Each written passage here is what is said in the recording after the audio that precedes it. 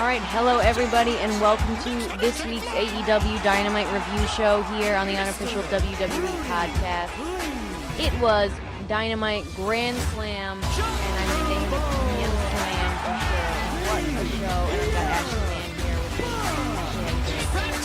I'm doing great, but I'm feeling you're doing slightly better than me after last night and what you got to witness. That they gave us the pay-per-view last night. How are you? Aside from you're exhausted? Yeah, no, absolutely exhausted. Everything hurts because there's a lot of standing and jumping and whatever. Everything hurts, and I tried to rest my voice for the day because it was going. A lot of screaming, a lot of yelling, and yeah, it felt, that's exactly, I mean, we were just talking about this before. I didn't have much of a break or anything. It really did feel like a pay-per-view. Because it was like very match heavy, which was awesome. It almost felt like Dynamite's version of Rampage, if that makes any sense. Like less, I think the only backstage promo I remember is that Chris Jericho and Jake Hager one. Am I? Yeah. Okay. Because again, I don't know what they put on TV, obviously, but that's the only thing that we saw up there. But yeah, I mean, it was incredible. It was loud. It was exhausting. The food there, by the way, that's so funny. Arthur Ashe Stadium is not meant for a bunch of professional wrestling fans. How I knew that was they sold out of beer, halfway through Dynamite, right? So we're talking about around 9 o'clock-ish or something like that. Yeah, sold out of beer. And there was one place for us, people who were on the floor. For those of you who don't know, I've never been to Arthur Ashe, obviously. I've only been there once before, but it was actually for the U.S. Open. And the stadium is sectioned off. So if you're sitting on the floor, which, or courtside for tennis, you get these certain places to be able to eat and drink and all that stuff. And then if you're sitting above, you get those certain places, you kind of can't leave and come back. Well, I'm sure you could, but, so there was one place for us to eat. The food was super expensive. There were long lines, but everybody was still so happy. They all managed. But you could tell it was definitely this is a tennis stadium for people who clap softly, and you know what I mean? Not like a big giant wrestling stadium, but we made it work for sure. And yeah, I mean, it was incredible. We'll get into the whole thing, but I'm really excited to actually watch it on TV too.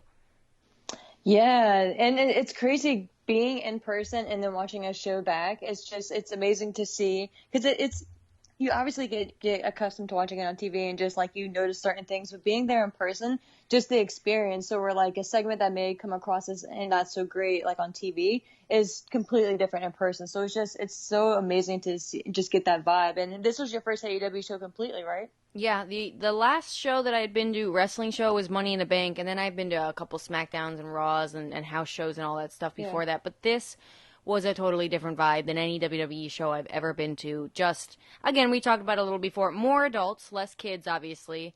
A lot more women, which was funny. A lot of people I wouldn't kind of expect to be and some people dressed up, were wearing full, as if they were going out to the club. I saw that in North Carolina, too. What a few girls had, heels and stuff on. I was like, girl, kudos to you, first of all, because I'm not the one.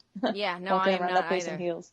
I mean, and I understand wanting to, it's an event and whatever, especially for us. We don't get out much, obviously, because it's just, I mean, there's been a pandemic, so I guess nobody really gets out much. But normally, I'm blowing my spot up there. But yeah, we don't go out much. So when we do the effort, right? And so we made a little bit of effort, but we were wearing our T-shirts and all that stuff. I can't imagine, I don't know, going to the bathroom in one of those places is hard enough. I just, I haven't know, my feet hurt, and I wasn't wearing heels. Just, but you know what? If that's your thing, no judgment here. Power to you.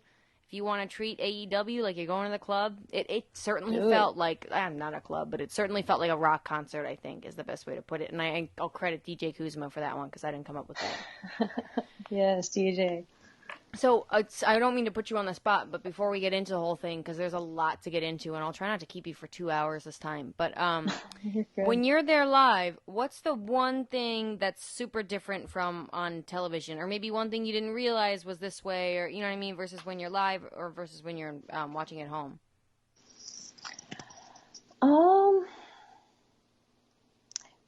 Well, it's weird because for AEW, so if this was WWE, it'd be completely different. But for AEW, to me, it was just I don't really there's not really, I guess, as we kind of mentioned before, there's no downtime. Mm-hmm. Even when you kind of know they're at commercial, And I'm curious with last night, especially last night's show being so what felt like jam-packed, like we had mentioned, like match after match, and no like real like promo, like except for that one, like so no like real like downtime at all.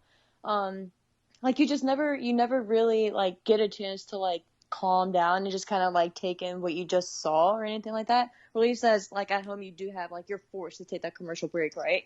But WWE is kind of different. I know this isn't like a comparison or anything. I'm not going to go on too long, but like WWE, especially like a Raw, is different because like it just drags out completely. But like AEW just has this weird way of like the environment itself just like engulfs you in the show. Yeah, yeah, so everything was can't miss. It was so hard to find time to go get something to eat. Really, and we tried to eat beforehand, but it was a long You have to show. eat there. When you get there, like you just like you're instantly hungry for whatever reason. I don't know what it is. And you know what? I take it back. It was pretty good. Those pulled pork nachos are pretty good. And for the first match on Rampage, God, I hope we're not on camera, but if we are at any point, I'm scarfing down a handful of nachos, and Oh, my I hope fiance's so. got like a brisket sandwich in hand. Yeah, it was weird food. Anyways, I guess my example of that's a good answer to it. I mean, I felt like again, if it was like something you couldn't miss, or if it was something that you felt like you might be able to miss, wasn't that big of a deal. For example, there was a match on Rampage I wasn't like super thrilled about watching or whatever. Right, everything was great, but I just wasn't. It wasn't like must see for me. The Hmm. match afterwards was. So you couldn't, you know what I mean, miss any of that. So realistically, yeah, I thought that's a good point. And for commercial break, they kind of counted us down, just like look behind the curtain here. Like they'd be like, "Oh, we're going back live," and 10, 9. Justin Roberts was like super interactive with all the fans. He laughed at one He of my really does signs. great in Yeah, between. what a fun job too. What a fun job just Yeah. to be that guy, and he got plenty of chants. There were a lot of Aubrey Edwards chants during the commercials too. I don't know if you Oh, had that really? too. Yeah, a lot of people, hyping up Aubrey Edwards. But for me, it was the chops, the slaps, like sounded Oh, yeah. like echoed throughout the stadium. They shut the roof, obviously, and I mean, it was a Big Show had a match on Dark, and the chops were ridiculous. And obviously, in that main event, I mean, if you saw Brian Danielson's chest, you could tell. But I feel like it doesn't come through on TV. I mean, it comes through loud, but like it sounds like a gunshot goes off. Yeah, and now that you mentioned the chops, it made me think of I don't, and I'm trying to remember well enough to compare the two, but especially I guess with WWE again, but I know with AEW as well, the impact just like a regular slam, like the Oh, the sound of it makes on canvas. the Yeah, yeah, absolutely. just the sound of it. Like I don't know if they have like how they have it mic'd up or whatever, but it sounds so much more loud and just like I don't want to say impactful because it still comes across that way on TV, but like you don't. It's like a different like noise that you hear almost, if that makes any sense. No, absolutely. That the first time I ever went to a show was something I noticed, but it's kind of I almost felt like, oh, it's like, oh yeah, that I remember that. I think it's the springs, and I'm not a ring engineer, so I don't know, but I think it's the Yeah. springs they put under the ring that kind of give it that balance and pop, and so it's not like you're just landing straight on. If I were to fall down on my hardwood floor right now. So, anyways, though, let's get into the show because there's so much to talk about. I wasn't super into the opening match, so we can kind of just skip past that. But Yeah, it uh, was just a just one of the skip over. greatest matches in Dynamite TV history, absolutely. If not, I mean, I don't know. I want to be careful with recency bias, but this absolutely was top 3 Dynamite matches of all time, in my opinion. And that was Bryan Danielson versus Kenny Omega. I've got to get used to that. I mean, the crowd was like electric the entire time. And yeah, you hear a couple Kenny Omega fans here and there, but it's kind of funny throughout the match. By the end of the match, there's really like only 1 or 2 left because whoever normally is wrestling Kenny Omega or Kenny Omega himself makes it just so. It's such a clear heel face dynamic, and that's exactly what this was. I mean, the recap of it wouldn't even just some of the spots, the knee on the ramp looked incredible. There that Saito suplex, I don't know if I'm T-bone suplex, one of those things that he did on the ramp as well looked. Oh, the Snapdragon suplex? Yes, Snapdragon suplex. And then the back suplex that Daniel Bryan hit to Kenny Omega off the top rope. The elevation they got on that looked absolutely absurd. Oh Every my V God. trigger, obviously. we couldn't really even hear the warnings so well, and I'm curious to hear how those came on TV, but I could hear Justin Roberts saying something.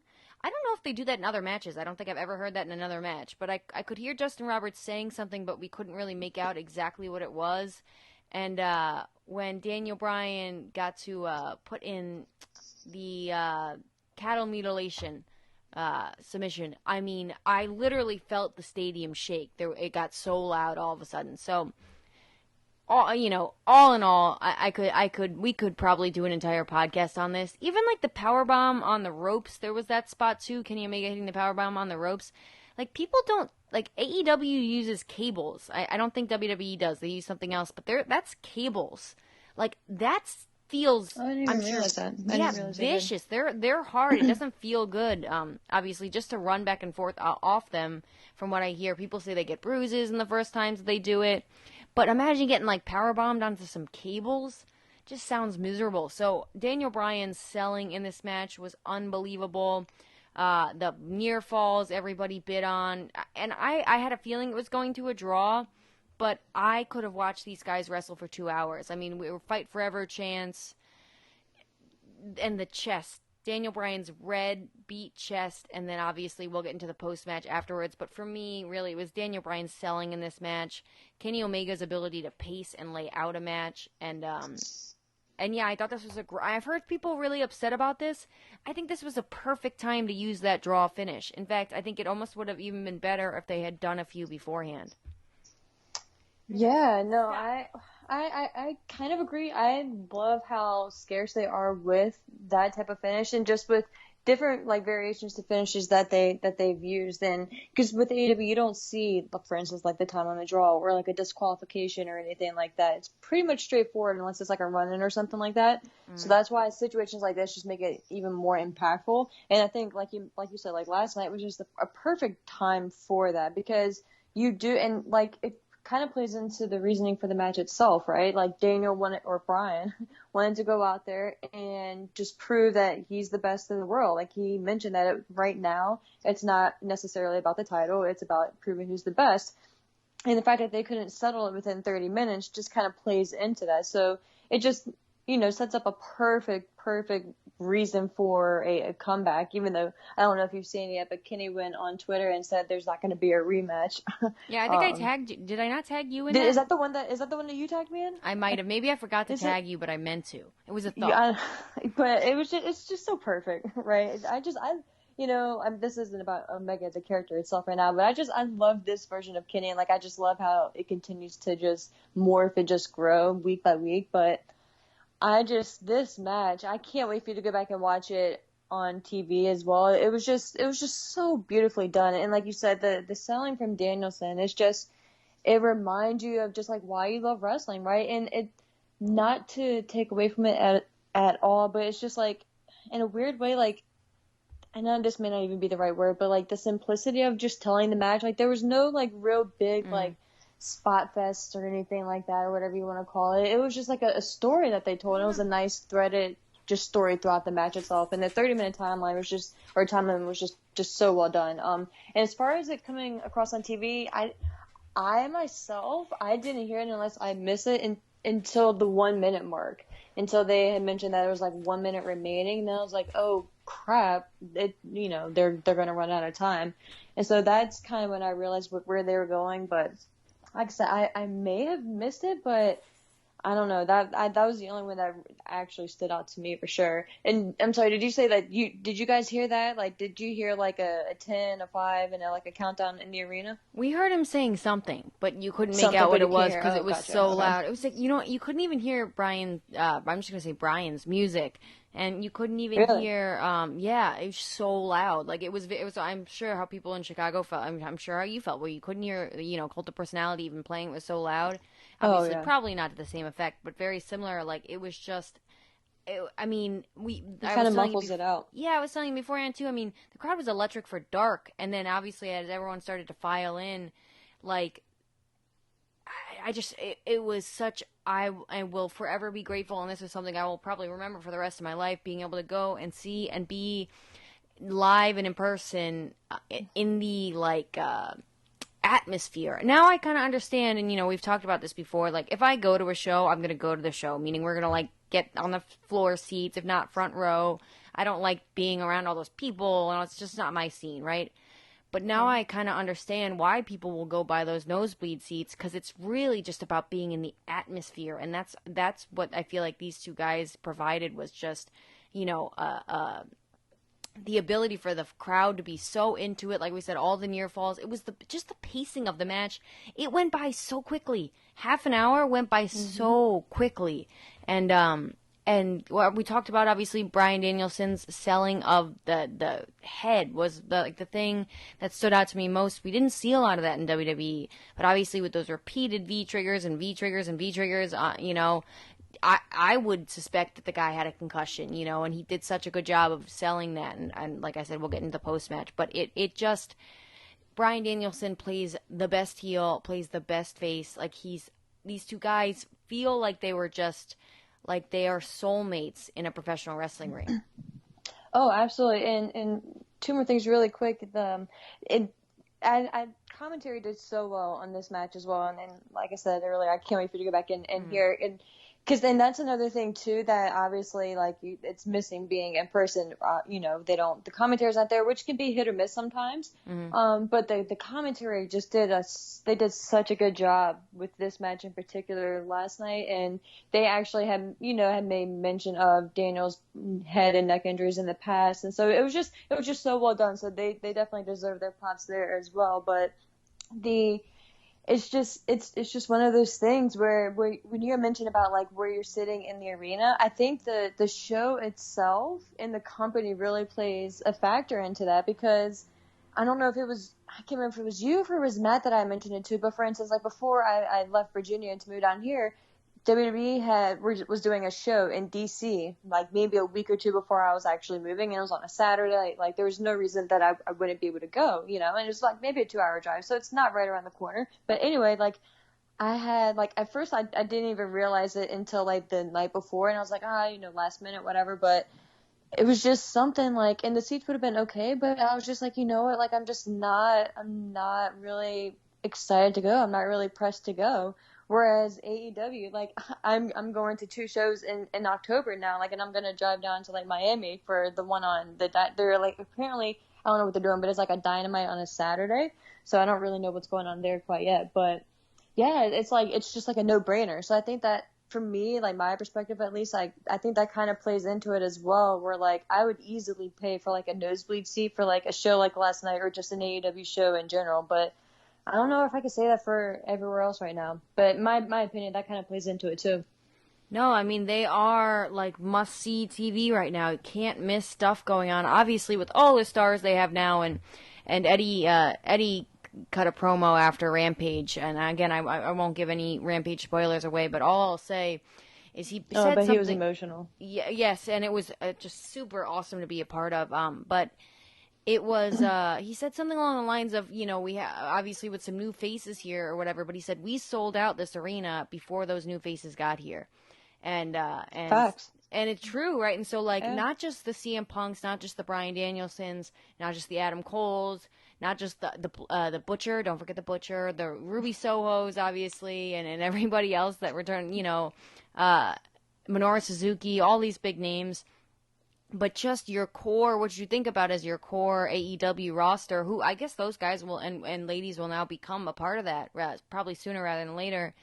Really, I'm just like we're invested in it. I don't want to say it's cheesy, like, oh, we're some big family, but I feel, even if I'm not at a show, even if I'm watching it at home, I feel a part of something rather than like I'm just going and watching something. And that's every great concert, every great anything I've ever been at, event.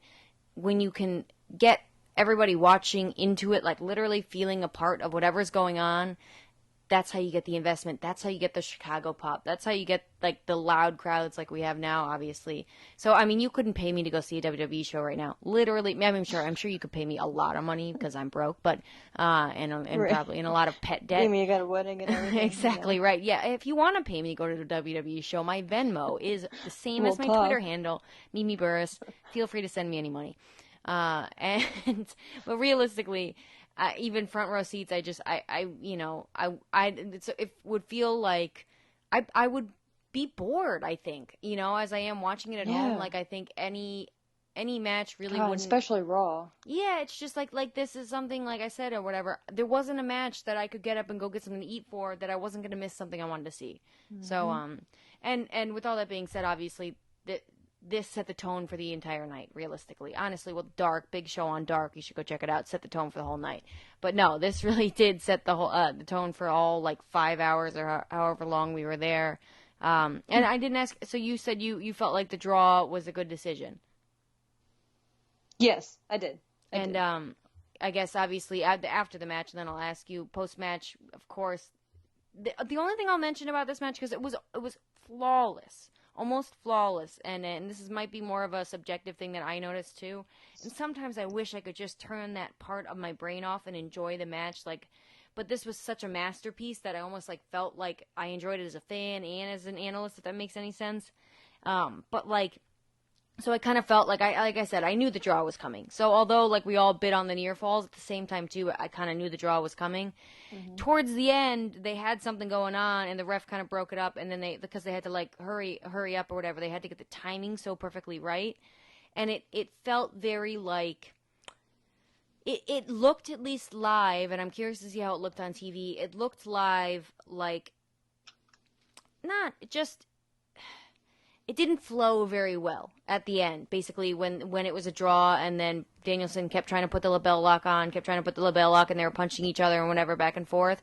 It looked a little artificial, I guess is the word I'm looking for.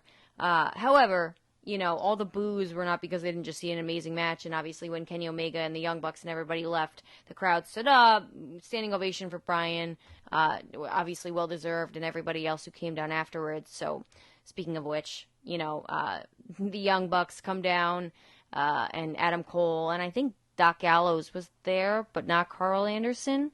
I don't know if that's important to you, but just throwing it out there. And Adam Cole hits Bryan Danielson with the knee in the back of the head to put him down, and then Jurassic Express and Christian Cage come out and make the save. And yeah, like I said, when we went to commercial break, the crowd was just, soaking Bryan Danielson in, just giving him all the respect that he deserves, because this was one hell of a match. So I'll ask you what you thought of the post-match. I think, hint, hint, wink, wink, anything there with Adam Cole kind of feeling like he needs to be the one to put Bryan Danielson down, maybe? Because Kenny Omega clearly couldn't do it in a half an hour. I'm just thinking in heel mindset, if that makes sense. And then I'm curious to know your thoughts.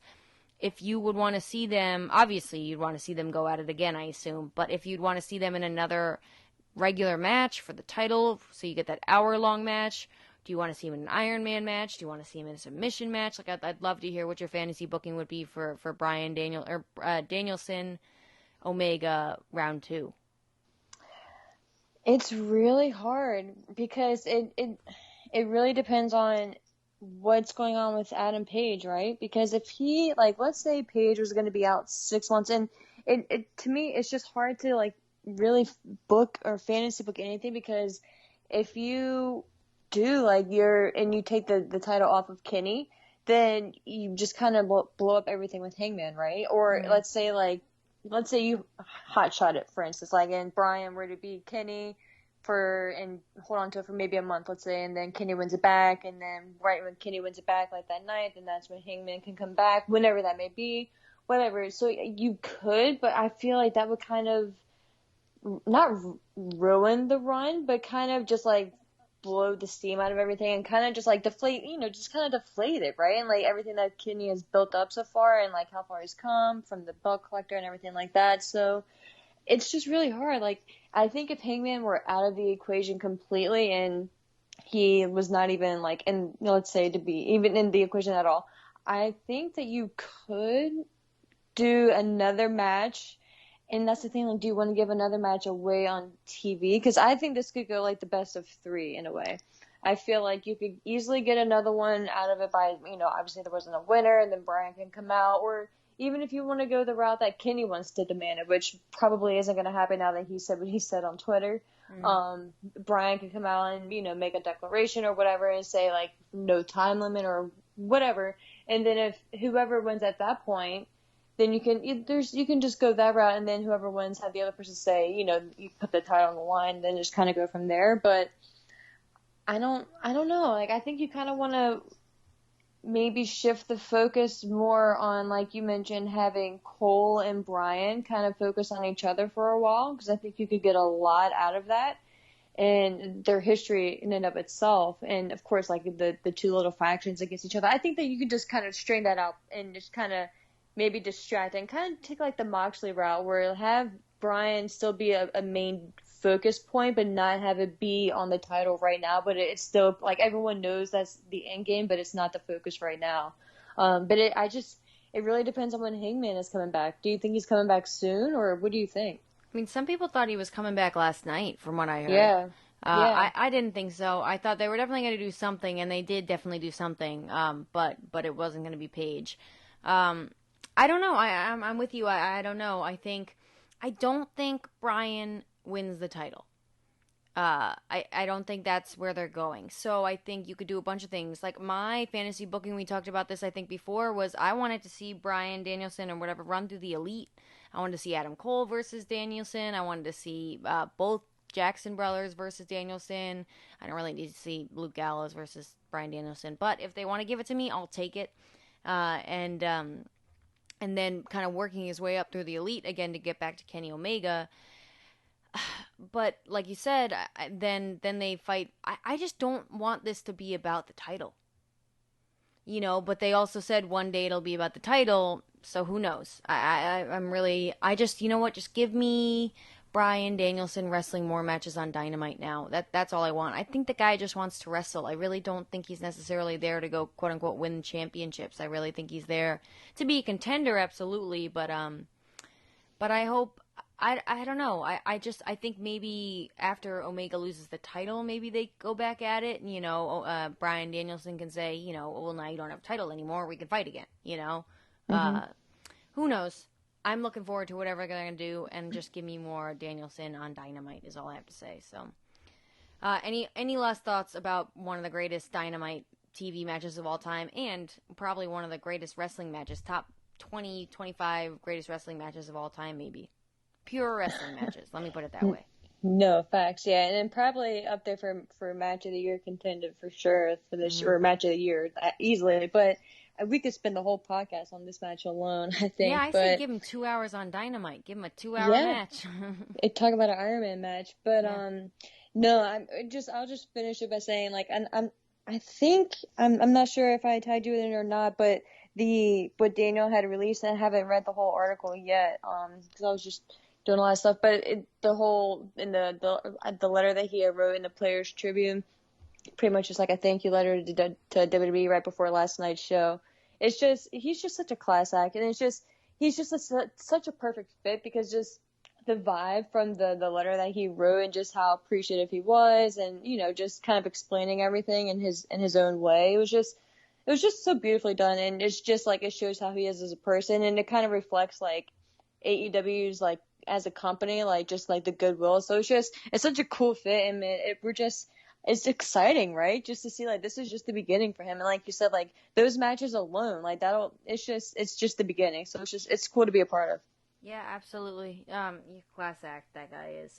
I didn't end up reading or watching or anything, but I did see that he posted that. I honestly, again, have been trying to avoid all things WWE lately. All right, but speaking of not WWE, speaking of AEW, CM Punk's promo was next, and he came out, and he basically did a perfect job of being both Phil Brooks and CM Punk. He talked about how people want to see him get mad, but how can he get mad when he comes out to every city and people are just chanting his name? He can't help but smile, all that good stuff. However, he says that Team Taz should have put him down, should have put him through the table, should have broken his neck, should have finished the job. Because at Rampage Grand Slam, Powerhouse Hobbs goes to sleep, or he's going to tuck him in. It was a very good line, last liner. And he did have a good line in there, too. I liked, it's been a long time since New York City. It's been an even longer time since New York City has seen some pro wrestling. Yes. And thought that was funny, obviously, with just the MSG show that just happened. But, I mean, this to me was like dark arts CM Punk promo. I don't know how the guy managed to both give us, like, the CM Punk return tour that he's been doing lately, and I know as somebody who went to the show wants to see that, obviously. Everybody's buying a ticket to see CM Punk right now. But at the same time, you know, it's good to see Phil Brooks, but also get the old CM Punk back, and the way he was on the microphone, and how he got angry without getting angry, and how he got threatening without getting threatening, and the great line at the end. He's very Chris Jericho style promo. I noticed it just last night. I was like, they have very similar promo styles, which makes a lot of sense, obviously. Two of the greatest on the mic. But yeah, this got me hyped up for the match that was to happen later on that night for me, obviously, but on Friday night. And all I will say about the match is it is definitely worth a watch. It was. Oh, I can't wait. I think I could say this. To me, I enjoyed it more than the Darby Allin match. That's what I'll say. Really? But again, that's subjective, obviously. So I don't know. Everybody's got their own thing. But I enjoyed it more than the Darby Allin match, and I missed a little part of it in the beginning. So again, my view's a little skewed. But I thought it was, and I was also scarfing down on some really good pork nachos. So it could have been the vibe. But what did you think of the promo overall? No, I'm right there with you, and I think it was a glimmer of hope, right? Because I mentioned that before. I kind of want to see Punk start, you know, get a little more edgier and just kind of get back to the Punk that we knew before, which is different now, right? Because obviously it's not him against the system or anything like that. It's Punk is he has no real reason to be angry, which I'm happy he addressed, right? Because it kind of makes sense.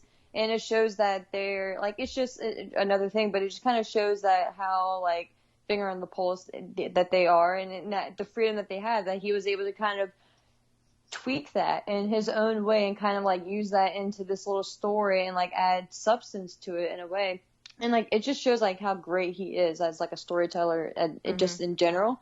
But yeah, it was just so well done, and it makes you really want to see that match even more. And hearing you say that it was a good match is even more, you know, hopeful. But it's just, I'm not gonna say that I would have had Hobbs pegged for his second opponent back, and at first I was kind of like, really, like, not that I was against it, but it was just like, okay, like, kind of just like hesitant at first. But it's kind of intriguing to see, and it's interesting to see, like, if he's going to kind of be working his way up through the ranks too, and if his end game is going to be the title or where he kind of goes, because he's kind of in the same hand that Bryan Danielson is, in a different but similar way. So I love the promo, and I love how he kind of incorporated everything in it.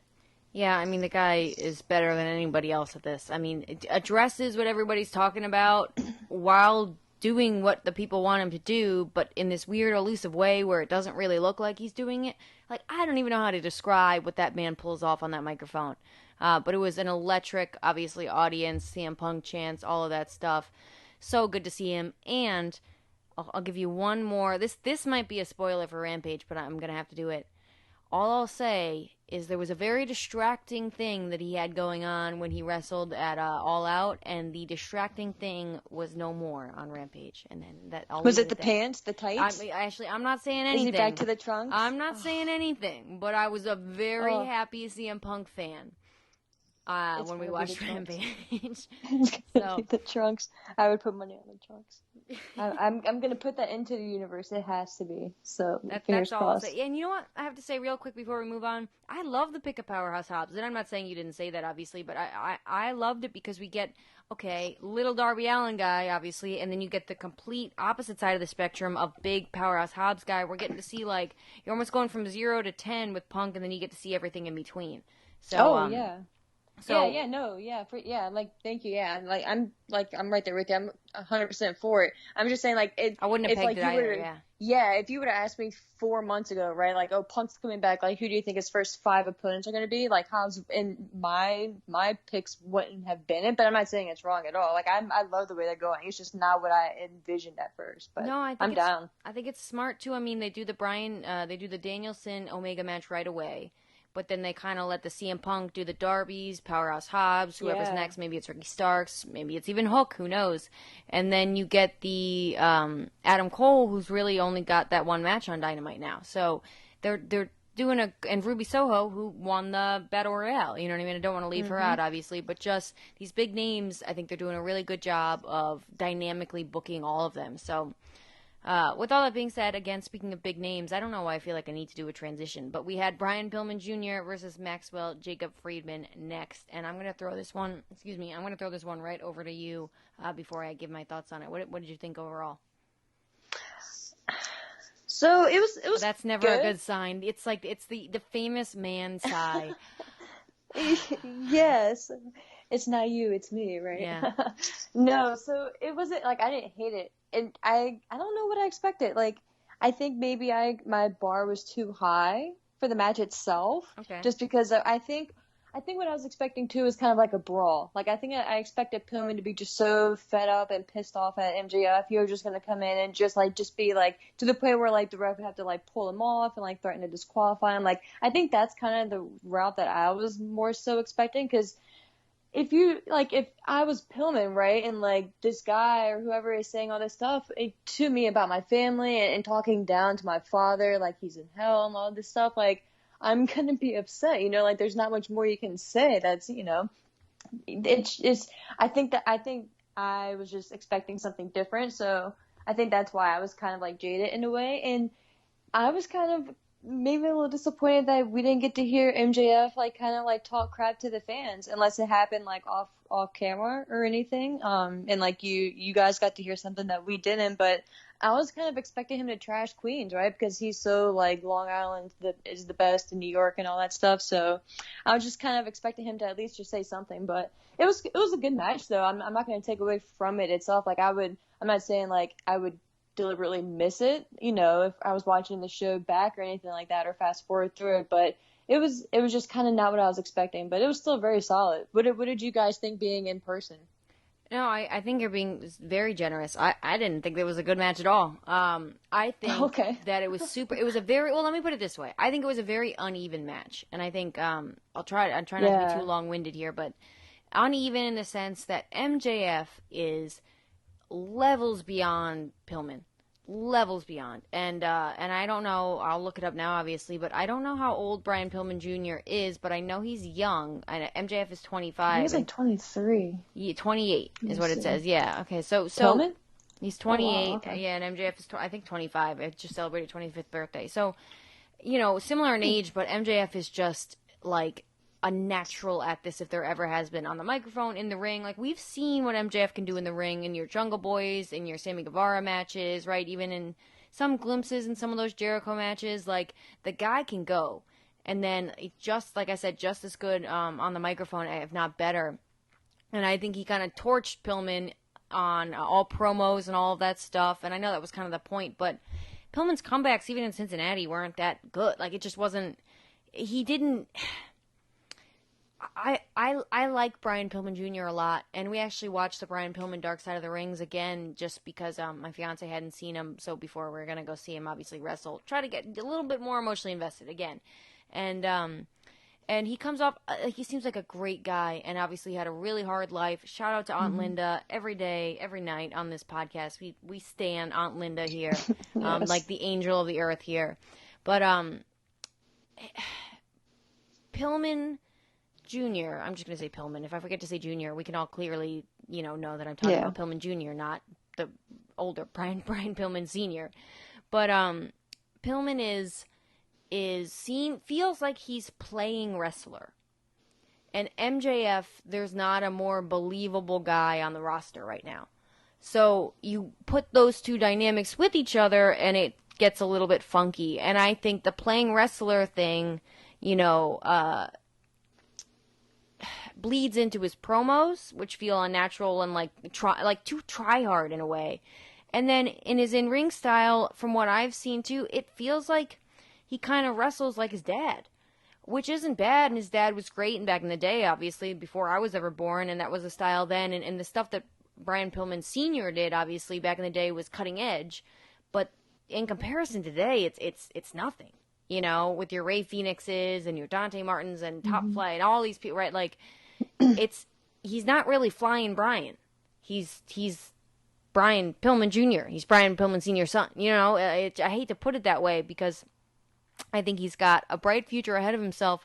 I just would love to see him not try to cosplay as his dad. I hope I'm not going too much on a limb and saying that. Like, I all respect to obviously the family and him himself too, but it feels like he's cosplaying his dad a lot of the time. A lot of the same move sets, it feels like, down to the crossbody and all of that.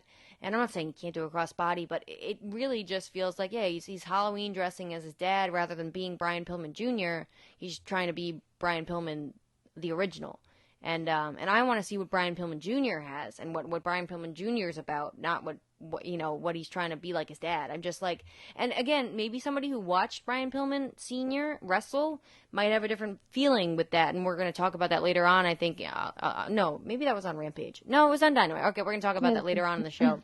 But like, and then you've got the stark contrast of MJF, who's so believable, who lives his gimmick, who's so incredible. Fun fact, actually, the lady next to us says she works at a doctor's office, or works across the street of a doctor's office that he goes to all the time. Literally, he has the sniffles. He's in the doctor's office. He's kind of a wuss, apparently. And really lives the gimmick, is what they said. Like, even at the doctor's office, this guy lives his gimmick. And so... That's so great. So in the ring, I thought a lot of the stuff MJF did was great. But I thought the way Brian Pillman Jr. wrestled, it just wasn't great. And the fire-up spots weren't there. And I think the idea of this match put young guy with other young guy. One young guy is obviously way more over than the other. So to try to give the rub a little bit. So cool. MJF at 25 years old is giving other young guys the rub, by the way. Older than him. But I don't think it worked because I think we're behind Brian Pillman Jr. the person, but we're not behind Brian Pillman Jr. the wrestler, because Brian Pillman Jr. the wrestler doesn't really even know who he is yet either. And sorry to be so long-winded about it, but I really wanted to enjoy this, and I loved the Julia Hart spot. MJF is so good. So when I said like uneven, I'm talking about in the crowd when Pillman, there was about one Pillman chant maybe, but when Pillman would fire up, it was like dead silent almost. But when MJF would do something, roaring boos. And I've never experienced anything like that in my life. The heel was so good at being a heel that we were booing the crap out of him. But it wasn't because of who he was in the ring with. It was just because of who he was. And I think that's the best way to put this match is, hopefully Pillman gets some more reps in. Hopefully Pillman finds who he wants to be rather than just being his dad. Hopefully maybe there's some tag team wrestling on Dark. Maybe he becomes a tag team wrestler. That's his thing, period. I don't know. I think Julia Hart played her part really well in this match, though, too. I want to give her a shout-out, obviously. But I think MJF is just light years beyond, and it leads all the way to that finish where, obviously, he's got Julia Hart on the outside and almost goats Pillman in to do that move off the top rope and then gets him in the salt of the earth and gets the pinfall. It almost felt like, yeah, in kayfabe he's smarter, but also just in real life he just seems to know what he's doing better. And yeah, Brian Pillman Jr. feels too much like just like a fan of his dad rather than just being Brian Pillman Jr. So I think I talked for like 5 minutes there, but I really wanted to enjoy that. You know what I mean? Yeah, no, I totally get it. I 100%. But I do have a question for you really quick before we move on from here. The entrance, right at the beginning when Pillman's music hit, did he get like a strong reaction? To me, it didn't really seem like. I think that, in my opinion, like he probably would have been on the lower end of the show in totality of like reaction wise for baby faces. Is that true, or am I just off, or was it 110%? Yeah, throughout the match during the entrance, that's what I was saying. But when MJF came out, people were booing him. Yeah. Like I was, again, we were hungry, right? I wanted to get something to eat, but I didn't want to miss the match, not because I wanted to see Brian Pillman Jr. kick MJF's butt, because I just wanted to boo MJF. It's so fun to boo the guy, right? Yeah. Even his parents are booing him, with the sign. We we're MJF's parents, but we think he sucks too. You know what I mean? Like, he's just so good at what he does. He makes it so the crowd can rally behind and boo him. But when there's not a face on the other side that people are really behind, it's kind of funny to see that. I've never seen that dynamic before. It was crazy. It wasn't like we were booing Pillman. You know what I mean? No, yeah. It's just we just saw one of the greatest wrestling matches of the last decade, and then this is the next match to follow it up, and you have Bryan Danielson, who's like this unbelievable babyface, right, playing against Kenny Omega, who's playing this great heel, and then it's like you're missing X. We've got Y, but we're missing a variable there. You know what I mean? Mm-hmm. No, 100%, yeah. I think this match really showed too, and then I'll stop talking about it, I think that whole Chris Jericho feud was way too long-winded. just as my whole spiel about this whole thing has been, but way too long-winded. I mean, watching MJF cut promos on Pillman, watching MJF even in the ring with Pillman, again, all the stuff MJF was doing I thought was great. And it's not like Pillman was doing anything wrong. There weren't any big botches or anything. He just is not an exciting wrestler right now. He just feels like a wrestler who would be really exciting if it was 1990-something. Yeah, and I think it's just going from a Jericho to a Pillman Jr. I mean, no disrespect, but it's just like one level to the next. And it's just, it just like you were saying, it kind of, in that respect too, just kind of shows like the how light years in advancement that they are in character-wise, at least right now. It's just, MJF is on a completely different level, and again, no disrespect, but it's just kind of facts, and I think everyone would kind of agree to that. MJF is higher than a lot of people, like not just Pillman himself, but it just shows that MJF needs a strong opponent and a strong babyface, like you were saying, just to go off of, because he's a solid heel, but he can carry a few, but it's weird that a heel is, normally it's the babyface. So it's an interesting dynamic to be in too. Yeah, I'm excited to see obviously what's next for him. I'll ask you that. Is it Darby? Who do you think? Where does MJF go next? Because I'm waiting for them to like somehow pull out of the hat like this whole Pinnacle thing, and I've just been missing it the entire time, and it's all these little undertones I haven't seen, and they've actually been plotting this whole thing, and then boom. But I don't see that happening. But maybe he goes against Darby next. What do you think of next for MJF? I mean, in my opinion, it would have to be a Darby, because I don't see, and I think from Darby you could branch off and have either him finally turn on Wardlow or Wardlow finally turn on him, and then they kind of go in that direction after that. But I don't, because in that respect, like, what else are you going to do with Darby right now as well, unless you have Darby go after the TNT title, which doesn't seem that direction, because that's what Sammy's doing right now. So unless you're just going to have a quick blow off with Sammy and then move Darby back in, but I don't think that's the route right now. So I think it would kind of be fun to see, and I think you could get a lot of material out of an MJF and a Darby feud, because I think just the promos from MJF himself would just be just so fascinating to hear what he thinks and what he has to say about a Darby character. And then, not for nothing, Darby's like the packages, the video packages that Darby will put together. I think that would be just fascinating in its own right itself. So I kind of hope that's the route that they go, but if not, I don't really see any other obvious choice for MJF in particular, unless you have MJF filming like a backstage, like for instance, like he's about to just like he's at the beginning of cutting a promo on whatever, and then Wardlow either says something or does something, and MJF stops and directs his attention to Wardlow, and they just kind of just heat that up that way. But I think you need something more impactful for their breakup. But yeah, I don't know, because I don't see them being together much longer. What about you? I think they're still planting the seeds for Wardlow. I think it's going to be a slow burn, a little scatter seeds, and they've been doing it for over a year or so now. So right. I don't think that's happening yet. I think Darby's the play. I think Darby's the way to go, obviously, with what FTR was doing tonight, or last night, excuse me, and what's next. But who knows? All I know is they always got a plan. Seemingly, they always seem to have a plan, and it always seems to, 99% of the time turn out great, and I just don't even notice. So. And then it makes you feel like it should have been obvious, right? I know, and it's like that's what AEW is the best at. It's like, how did I not think of that? It's like the time Max Caster was doing the rap on Jon Moxley, and he talked about Renee Paquette and her oral session. In the oral, yeah. And the entire time I knew that rap was coming for like a week, I was thinking, what's he gonna rap about? Like I was thinking in my head, what was gonna? Duh, it was like right there, right in front of my face. I didn't even think about it. So good. Speaking of which, him and Tony Khan had a rap battle apparently in between Rampage and Dynamite. Just want to throw that out there.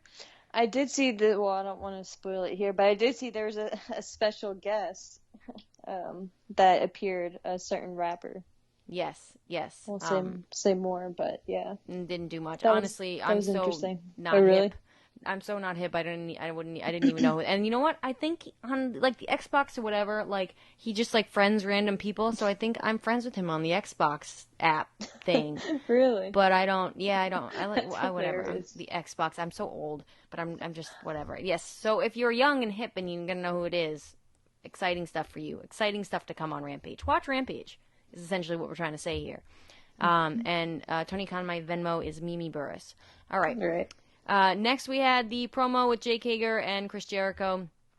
Essentially, the one thing to take away from this is Jake Hager is hilariously not funny. Men of the Year, more like Boys of the Week. Oh God, I know. Oh, it's just like It's you just laugh Jake. because it's just like, what, really? Yeah. Like, and but- you know he's just so proud of himself. So it's like bless your heart, man. Yeah, I just kind of want to let him have it. Yeah, I You feel just like let him he's do his the thing. guy in class who's like the big guy, and he should be really good at stuff, but he's not necessarily. But we all just kind of we root for him anyways. Yeah. And Chris Jericho calls out a bunch of the MMA meatheads and says to bring it on. And maybe they will, maybe they won't, who knows. You'll have to see on Rampage. But next we had Cody Rhodes versus Malachi Black. I heard there was a funny thing on commentary with Jim Ross. He was like, Alistair, no Malachi, Malachi Black. Am I making that up? I must have missed it. Oh, I think I saw something on Twitter about that, but I'm not just coming at Jim Ross to pick on Jim Ross. You've heard me say Daniel Bryan 15 times on the show. I'm still getting used to the whole thing, but wow, was this a one-sided affair? And I loved so much about Cody Rhodes' performance in this match. Obviously, Malachi Black was incredible as well, but this was probably, Cody Rhodes got more boos than MJF. Yeah, I wanted to ask you about that too. So overall, let me throw the match over to you first. Obviously, Malachi Black wins by pinfall with that small package. What did you think of the match overall?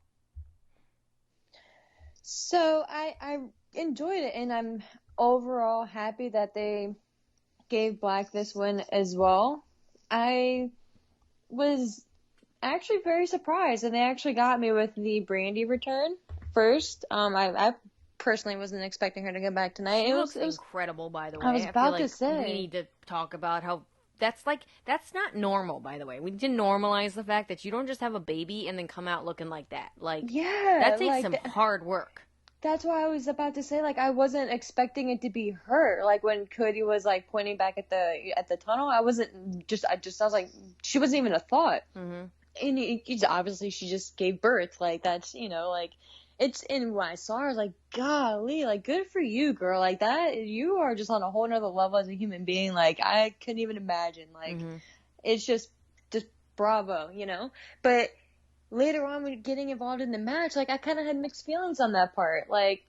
Getting in the ring and just kind of sitting. So I guess. Oh, really? The crowd erupted in boos. In boos? Yeah. Okay, when she got, are you talking about when she got in the ring, Malachi Black did his little backflip thing and she flipped him off? Yeah, she sat sat down right in front of him and gave him then flipped him off. Yes, again, that was another point in the night where it felt like the stadium shook. Yeah, so, and I think that kind of plays into the whole and there was a certain part in the match where I forget what move he had just hit, but Cody was standing on the middle ropes, and the fans were just booing him just hard, and he just kind of looked at the audience, was just kind of taking in the response, and you kind of just could imagine him thinking why are you booing me? Okay, this is kind of just kind of embracing and just kind of thinking okay, this is really happening right now type of thing. So I think that reaction, just how strong it was, because back in New York, or not New York, I'm sorry, in North Carolina, when I went back in, I think it was July, they were starting to boo him there, and that he had just briefly came out on the stage. So I was like, that's kind of interesting, and then I feel like it's just kind of built from there.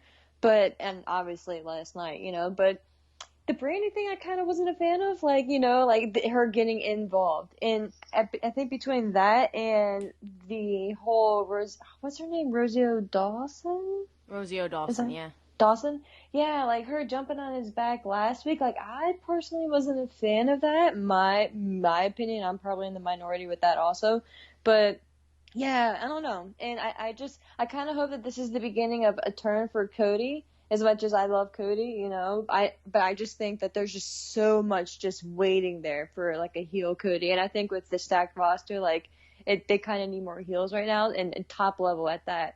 And then, not for nothing, depending on who, at that point, they'll probably be a different, and I'm kind of going off on a tangent now here too, but at that point, we'll probably have a babyface world champion, and if we have a heel Cody who better to break the ban of Cody ever challenging for a world title and to finally just get rid of that stupid stipulation that they put on, which I wish they didn't do from the second I heard it.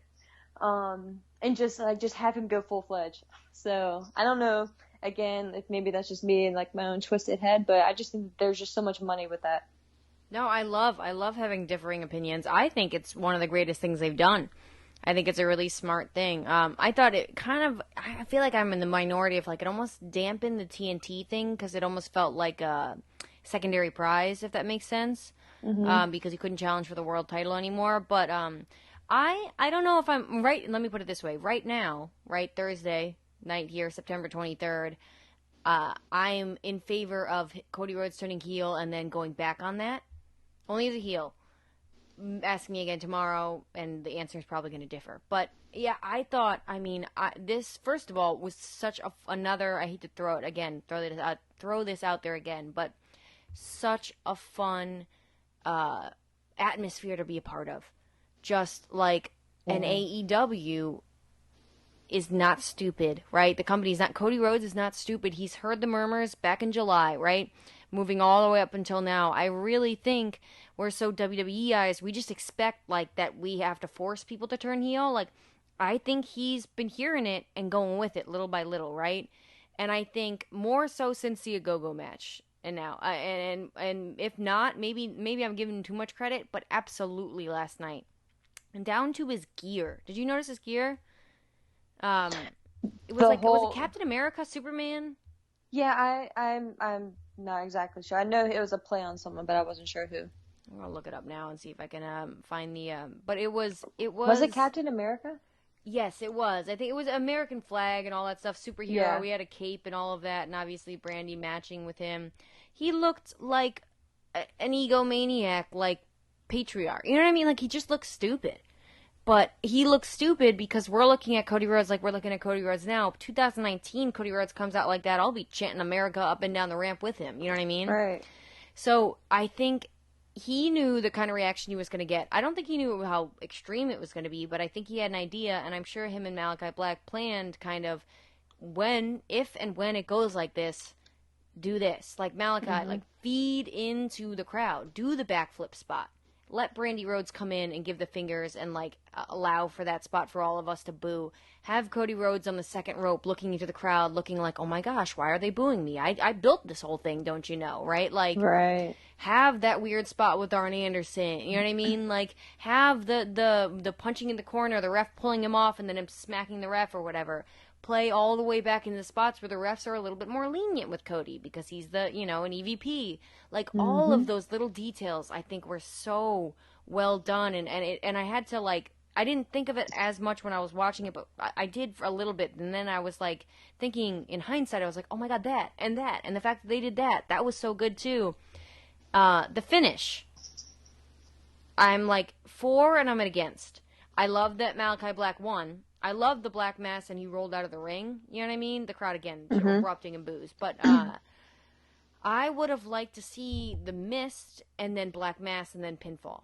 However, I understand why they didn't do that because you want the referee not to be able to see that Cody's face is covered in green crap, right? So that pinfall that Malachi Black did, again, these little details that these guys notice, it makes me want to invest more and more and more. But, that's why I understand why they did the small package, so it was hiding Cody's face from the referee. However, I just wanted to see another black mass because it's the greatest finisher to watch. And after this podcast, I'm probably going to go watch Brock Anderson get his head kicked off again. So, because I only got to see it once live. So, yeah, I like that he got the win. I understand why they did the small package, but I understood in hindsight it was a little bit upset at first, thinking about, he couldn't have hit him with the black mass after the green mist. And the green mist is always cool as long as people don't overuse it. So yeah, I think I'm with you. I think that the heel turn starts next week. I think it starts little by little and more and more and more. And I think, yeah, like I said tonight, I'm in favor of Cody Rhodes going back on a stipulation as a heel. Yeah, I think, I don't know if, for me, I think, because I know, really quick before I even go on, and I know we have to move on, but what do you think Cody does from here on out? If you think, like, let's say he starts next week, what do you think he does now? Do you think he just moves on from Aleister Black? Do you think he wants another match? Like, what do you think he's just done? I think it's we hear from Cody Rhodes as advertised for Dynamite, and again I don't know, but this would be my guess for now. We hear from Cody Rhodes. He comes out, he starts booing. He obviously shows that emotion, like why are these people booing me? Don't you know who I am? And then maybe he starts saying stuff. Crowd boos. He doesn't get the reaction he wants. He will choreograph the crowd. He is a conductor, I'm sure, and if not, he can learn from the best because you got CM Punk, Chris Jericho, some of the greatest conductors in professional wrestling of crowds, absolutely. And be able to conduct and get the response that he assumes he's going to get, and slowly start to turn, and we see the frustration. I mean, I don't know. I think you put him against Punk at some point in the near future. Maybe we don't see. I think the iron is hot now. Strike. You know what I mean? Like, don't wait a couple weeks and have him come back. But I think he's the reality show guy now. He's the part-timer now. In AEW, we got no time for part-timers. Sting is a full-time competitor. 62-year-old Sting is a full-time competitor in AEW. Like, we don't, as AEW fans, don't have time for the part-time crap, you know? And so I think you strike when the iron's hot. It seems like he's going to be back for a little bit. And maybe, I don't know, maybe you have him go after Tony Schiavone. I feel like whenever you need anybody to turn heel, just go after Tony Schiavone, right? Yeah, just insert Tony Schiavone here. But, yeah, like, I think we slowly start to see, like, Cody Rhodes lose his mind. And I hate to compare it to WWE, but almost like in a Seth Rollins way, but way better. Where he, like, slowly starts to lose it. Maybe he loses another match. Maybe we have him against, like a, I don't know, Dante Martin or something, and he loses. And then he beats the crap out of him. Mm-hmm. Just a thought. I don't know. I mean, again, but then how can you advertise Dante Martin versus Cody Rhodes and not have it look kind of like that's what's going to happen? I don't know. They'll book it way better than I ever could come up with anything, but I think strike when the iron's hot and we slowly start to see this heel turn and then give me the Punk Cody Rhodes promo. Like, dude, you wanted to do all this, right? You talked about doing all this. I actually did it. And you're only here because of me. Yeah, no, and I think I kind of agree with you there. I don't know exactly how we get to Cody and Punk, but I think there's just so much story there, and I think you can, like you were mentioning. I hate to cut you off. Sorry, Ashley. I hate to cut you off. I wanted to mention too and ask you. I saw a T-shirt that said "The Elite is complete." Oh yeah. The Elite is not complete, right? Maybe that's where we go. And I thought about that today too. I was driving today and was thinking, does Cody Rhodes, of course, I'm just like booking Cody Rhodes in my head as I'm driving home from work. Right. But does Cody Rhodes join the Elite? But then does that make it kind of feel like NWO and WCW? You know what I mean? Where it's just going to overtake everything? Are they going to be smarter about that? I don't know what they do. You know what I mean? But I mean, the Elite isn't complete. Yeah, and that's interesting that you bring that up because I think with a heel Cody, and I think it's a slow burn. I think that it kind of gets drawn out and until he, like you said, just snaps one day, and then obviously it's blatantly obvious, you know, whether who. And I think it could be like against like a Jungle Boy or like a sympathetic guy like that, you know, like whoever he, you know, the poor soul that he snaps on. But the story and whatever, you know, gets him to Punk from Punk's perspective is. Punk came back and Punk is full time and it's well documented. Punk is full time. We don't know year wise, but he's full time. So the fact that Punk is able to come back and dedicate himself full time, yet Cody starts this company and then dips and goes Hollywood and he wrestles when he wants. He only comes back for big matches. He's like the John Cena, you know, in some respects, and he's letting it go to his head, and they can kind of go that route because Cody looks the part, like. Not, you know, no, nothing against him. It's a good thing, but Cody looks like a businessman, right? Like, you look at him, he's always in the suits, like kind of like a John Cena. Like, John Cena is like that poster boy, and I think Cody is the poster boy for AEW. So I think there's a lot there, but like you said, how we exactly get there is going to be interesting to see. Yeah. I mean, and that's why it's their job and not ours. But thankfully, this is one of the most exciting. Like since last night, I'm thinking about it on my way home from work. This is one of the most exciting developments for me on Dynamite, and that's just because they've earned my trust. You know, that this is going to be great. I don't know how, I don't know where, I don't know when, but it's going to be great. Maybe you have him kind of. I don't think you turn on Arn. Like I don't think Arn. I think maybe that happens too. But I think.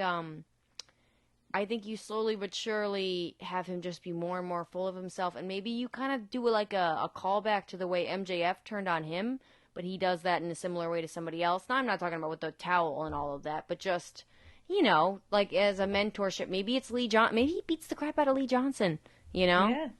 I'm looking forward to it nonetheless, though. And yeah, like you said, we'll move on here. We got the video package with Sammy Guevara and Miro, and they had a little moment on Rampage too, so I look forward to that as well on Friday. But before we move on, all I'll ask is, what do you think Friday, Sammy Guevara, or not this Friday, next Friday, Sammy Guevara, or is it on Dynamite? I think it's Rampage, right? I think it's Rampage. I think it's Rampage as well. Yeah. I think it is Rampage. Are you thinking Miro or Sammy Guevara? I'm sticking with Miro. I think it's still way too early. I think that's the right choice, but I'm doing what I did with the Rey Fenix and Penta and the Lucha Bros, and I'm just gonna try to will it into existence round 2. By the way, you said like the match of the year candidate or whatever, the first match. The first thing that popped in my head was right behind that tag team match at All Out. Yeah. Oh, for sure. But I'm a little biased. So now I can say, 23 years old, guys, I got to see Sting wrestle live and in person.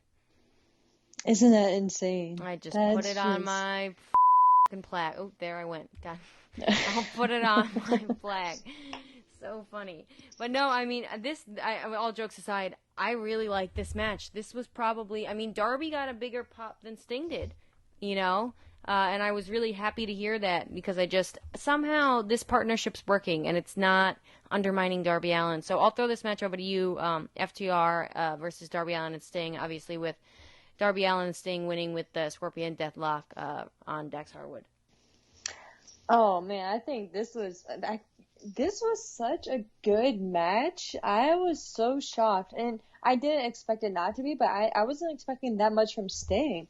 Like, this man... Do we ever, though? And then he just does it, right? Yeah, he just keeps getting better and better. Like, count me as wrong, and I will eat my words now, because I was definitely one of the ones who said when he first debuted in AEW that he doesn't need to be... I don't think... Well, I'm sure I directly said it at some point, but... He doesn't need to be wrestling, because of the health scare that he had, years ago and everything like that. And his age, it just wasn't the best idea, But this man is proving me wrong, and just I hope everyone, at that point, it's just insane to think how old he is and how long he's been doing this. And like you said, you're 23 and Sting is what, 62? Is that? It's yeah, I think insane. We're going with 62. Insane, to think about that difference. And it's just, man, kudos to him. And like you said, Darby still seems like the star, which is kind of a mind, in and of itself too, because obviously Sting is one of, I'm sorry to say this, Mimi, but in some people's eyes, one of the best of all time and a very influential figure in the business. So to say that Darby is kind of the star when Sting is right there with him, and the fact that Sting is kind of just accompanying Darby is kind of telling, you know what I mean? And it wasn't forced, and I think that's what's so cool about it. It's just organically happening. It wasn't anything that was forced down our throats or anything that was just like, oh, like, this is how it's going to be. Like, it just kind of happened, and it's just really cool. And, of course, FTR, they're just professionals in and of itself, and I think that they were probably just tickled beyond belief to be in that match with Sting. And it's just, I'm happy for them, too, because they're just one of the teams that they just wanted to wrestle. Kind of like a Bryan Danielson. Like, all they wanted to do was just wrestle and be the best tag team out there, and that's what they're doing right now. And it's just, I'm happy that they're able to be in that spot. But this match was solid. It was such a good time to see, and it's definitely one that you need to go back and watch on TV for sure. Yeah, well, I think we're probably going to end up watching tomorrow night, and before we watch Rampage, that's what we'll do. But this was so fun, and I'm with you. I'll stand corrected too.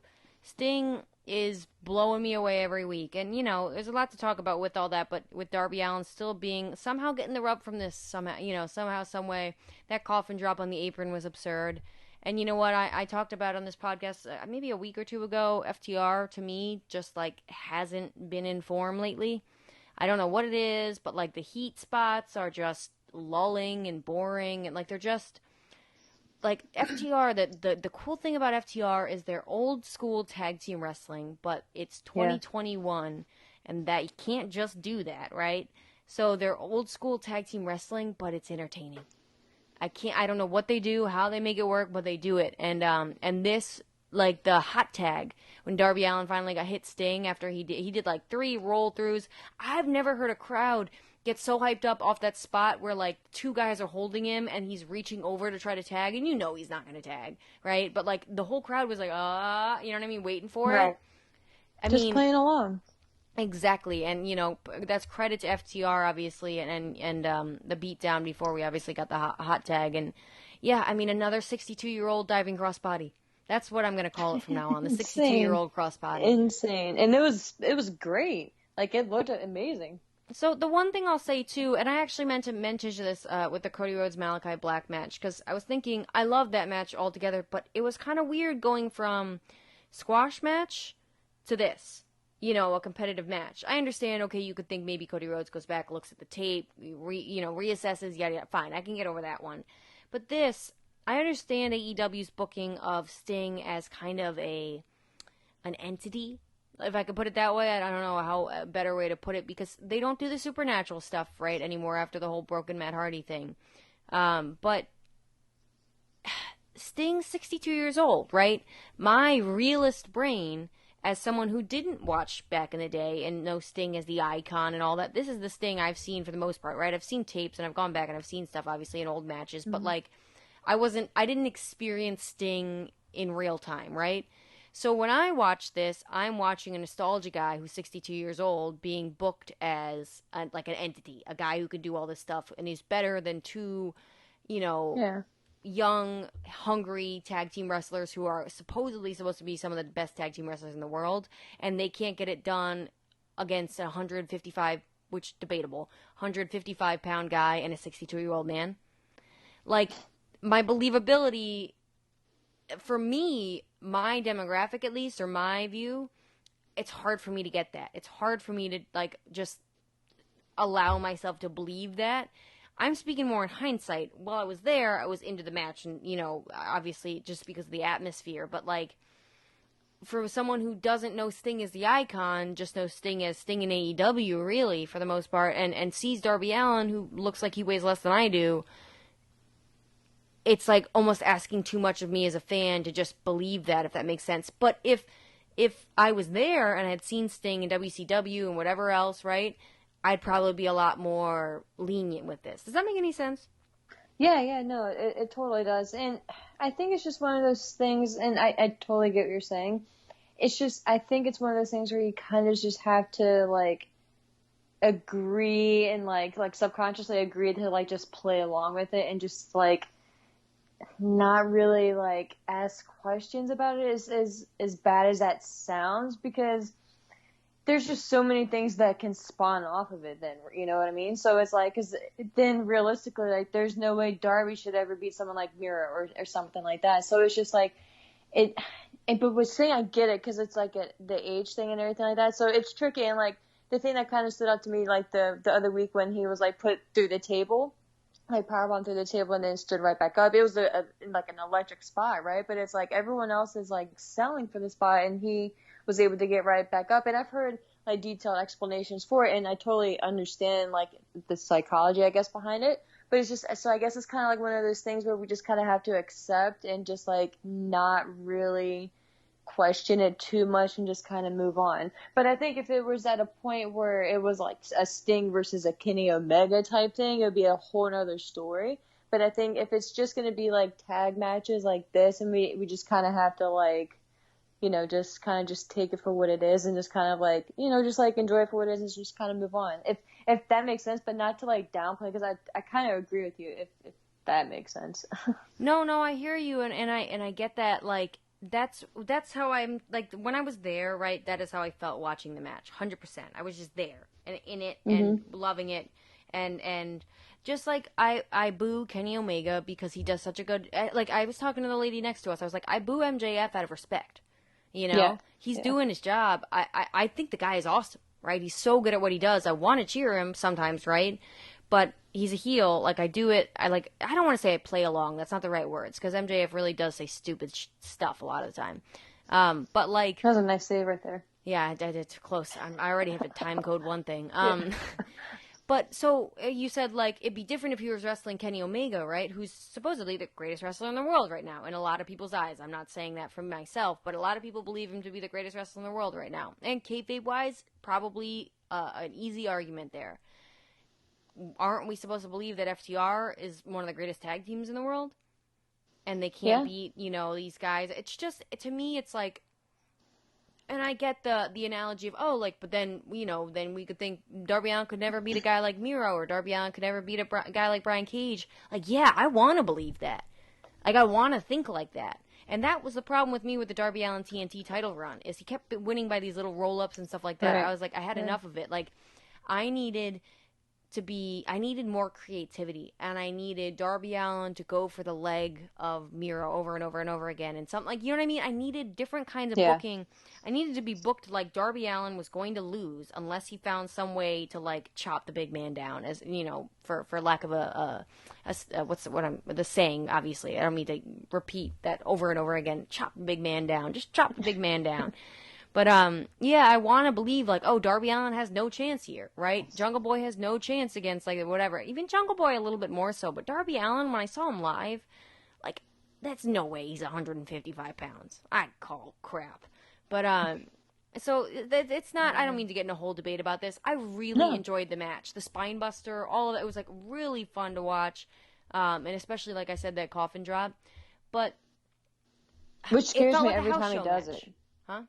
It scares me every time he does those coffin drops. I know, right? It's wild. But I don't think FTR should be jobbed out in a house show feeling of a match. I felt like that, like 2.0, if they wanted to be there, fine. And I understand the story between Tully Blanchard and Sting and all of that. And FTR's gear, by the way, chef's kiss, right? But like, I didn't. This is the spot that 2.0 was in a couple weeks ago. You know what I mean? All respect to 2.0. I love Everrise, right? And NXT and all that stuff. But like, FTR. Yeah, maybe not have FTR here. That's maybe the problem here. Maybe we're finding the common denominator here. So, no, because FTR, like you were saying, they are one of the best in the world, and that's how they were presented when they were brought in, as a big deal. It was such a coup for the tag division to be brought in. Yeah, so, and I don't know, they're just kind of, the shine is kind of like not as bright, and not because of anything that they've done or anything like that. It's just, I think there's just been so much focus in the tag division in and of itself, where it's like, it's just kind of spread, it's just like the spotlight isn't just on them two. It's like the spotlight is on like 4 different teams. You know what I mean? So it's just kind of like, maybe by default, like FTR was just one of like the top heel act that they had, that I don't want to say that because I don't want to say that none of the other teams would have brought that credibility, but like, it was just like more of a big time feel for the card that was being presented last night as a whole. Like, you needed like a big time match for Sting and Darby Allin to go against, and FTR kind of fit that spot, whereas maybe you don't necessarily want to see them there, but maybe by default, like, they just fit that mold, Yeah, absolutely. And I understand people have to cycle in and out and all of that stuff too. I actually think the tag team division has been really not focused on. I think because the Young Bucks had the title, it was very elite central. I hope now with Rey Fenix and Penta having the titles out, I just want to see FTR and the Pinnacle go after championships. I want, the title to be removed from Kenny Omega so MJF can go after it. Like, I need to see more direction, I think, from a lot of these guys, and the direction being championships. And I understand, we should have feuds outside of titles, right? But it's almost like there needs to be more discussion of, I want that title. You know what I mean? Even if it's Dante Martin getting his quick little promo spot on Dynamite, that was great a couple weeks ago. Talk about the fact that he wants the title. That. You know what I mean? Like, just like, let's make the AEW title that has not been the main event, it was the main event at All Out, but it hasn't felt like the main event 2 pay-per-views in a row now. Not the main focus, at least. Exactly. Let's build these TNT title matches up more than a couple weeks in advance. And I understand it's Eddie Kingston. It didn't really need to be. But, like, I want more championship focus, especially in the tag division. So, speaking of which, I want to ask you about these rumors of this new women's title. But let's talk about the match first, obviously. I was just trying to look for that. It's so funny you say that. The main event Ashley, I swear, if AEW keeps going in this direction, I'm going to have to get that DMD tattoo I said I would do if AEW actually focus Right? on its women's division. I'm standing by it, guys. I promise you. I will get the words or the letters DMD tattooed on my body Oh my if gosh, that's so AEW great. truly focuses on its women's division. That is how hard I stand women's wrestling. Because turns out, you don't have to have a you-know-what to be able to wrestle. You cannot have a you-know-what and be just as good in the ring and just as great as an entertainer, and Britt Baker is the entity of that statement in itself. And Ruby Soho, obviously, not too shabby herself last night. So I love this match. The crowd, I'll say this, I think I'm going to speak for all of us as a unit, we were tired. Yeah, It had been a I bet. long night of a lot of good stuff, and it felt a little bit weird because who do you cheer? Who do you boo? A lot of people were behind Ruby Soho, and then obviously you saw me with my glittery DMD sign. I was Hmm. behind Britt Baker, but so most of the chants were just Ruby Soho, DMD, Ruby Soho, but you couldn't chant DMD because if you started it didn't work. Whatever. It almost felt like we all kind of sat down because we wanted to watch the match. It wasn't like the crowd wasn't necessarily loud because they weren't into it. It was more just like, oh my god, the women are main eventing and they're doing a kick-ass job. Let's sit and like actually pay attention. If that I don't know if that makes any sense, but I'll throw it over to you. What did you think? Second time in Dynamite history, second time in Britt Baker's history, the main event of Grand Slam. I loved it, and I love the fact that I didn't even realize it was the main event until it was the main event. Like it until it hit me in the face, like, oh my gosh, like they really put this match in what is pretty much the biggest show that they've ever done, and easily the biggest show of the year. The women were the main event of that, which is so cool, and the fact that it wasn't like kind of just like a publicity stunt or anything like that. It was just done, right? Like it just kind of made sense. Like if you think about like if you're gonna open your show, like you're set on opening the show with Bryan Danielson and Omega, then the rightful decision is to put the women's title match as the main event. And it was just so cool to see. And I didn't even realize it until, like I said, it happened. So that's just another thing to just like, give them kudos for. But the match itself, I think was really good. And I'm pretty sure, was that their first time ever meeting? Did they have a match prior to AEW and like their WWE runs, like on the independent scene? Do you remember if they mentioned that they had wrestled each other or just that they knew each other? I think something about Ruby Soho had mentioned something about her helping her break into the business, but obviously nothing on a very mainstream level from what Yeah, I yeah. understand. Though the only match I've ever seen, I think we talked about this before, of Britt Baker in WWE was that she got jobbed out to Nia Just with Nia Jax. Jax, yeah. Yep. But I didn't think that they had anything, at least like on the independent scene, like either like any matches. So if this was their like actual first match against each other, like it was really well done, and I kind of want to go back and rewatch it again just to kind of take it all in, all just as a totality of itself. But I think it just kind of solidified Britt as a star again. Like it was just it kind of made sense, and I'm glad that they stuck with Britt winning here and not having Ruby go Yeah, over, some and it people just really kind of. had Ruby going over. Yeah, no, I never kind of like bought into that at all. Like, Hmm. could I have seen it? Maybe, yeah, but like, no, like they're set on Brit. Like they're building Brit right now. Like Brit is the star, and like Ruby is one of those wrestlers where like she doesn't need to be the champion right now, and you can build back to that story, like kind of like a Bryan Danielson. Like she can fight against the top champion in that division. Either take a time limit draw or take a loss, and then work their way back up or just kind of work their way back to that opponent. So it'd be cool to see what Ruby does going forward from here, and especially what Britt does too. But yeah, no, I definitely didn't see them taking the title off of Britt, and I'm happy they didn't. But how was it? How was Britt's response there? Was she like? I know you said it was kind of like they didn't really know who to choose for, but do you think that they were kind of leaning more towards Britt, or did like one feel more of a star than the other, or was it kind of clear like they were both the stars? Honestly, I want to give full credit to Ruby Soho, who somehow, right, Yeah. again, we didn't see a lot of her in WWE, really managed to, like, promote herself, right? I'd say it was 50-50, and I could be wrong, but I maybe even sometimes 60-40 Ruby Soho, sometimes 60-40 Britt Baker, like, it went back and forth, but for the most part, I guess that averages out to, right, 50-50, like, I think, Okay. Yeah, And that's saying a lot, you I know. mean, we found someone, to make Britt Baker a heel. At least 50%, you know what I mean? Not bad, right? Chris Yeah. Statlander, power to her. I adore Chris Statlander. I don't adore her enough to not. And again, you're probably not going to put a woman against Britt Baker and have me not cheer for Britt Baker. Again, I understand why she's doing the heel thing and whatever, but she's no MJF. She's no MJF. Though she did. No, Did you yeah. notice she didn't do the DMD thing in the entrance? Oh no, I didn't notice I that. don't know if she's taken away, you know what I mean? I don't know if she's just trying to play Oh. more the part of the heel, and maybe it is wrong on me not to boo her, you know what I mean? But again, I think you like who you like, you don't like who you don't like, and obviously, I think if they keep booking women like they booked Ruby Soho, and it's gonna be hard, but I think the way Britt Baker was in this match tonight, that she looked so much more confident than the Sheeta match to me. It almost felt like she was like uh what's the word I'm looking for? Like trying to personify confidence during the match of Double or Nothing. When in this match, it more felt like she just exuded confidence. Like it didn't feel like she had to try. It just felt like she like belonged in the ring, and I Yeah. don't know how to put it any other way than that. For me, her ring skills are catching up with her personality and her ability on the microphone, rather than vice versa for a lot of these wrestlers in AEW. So she's in a different place.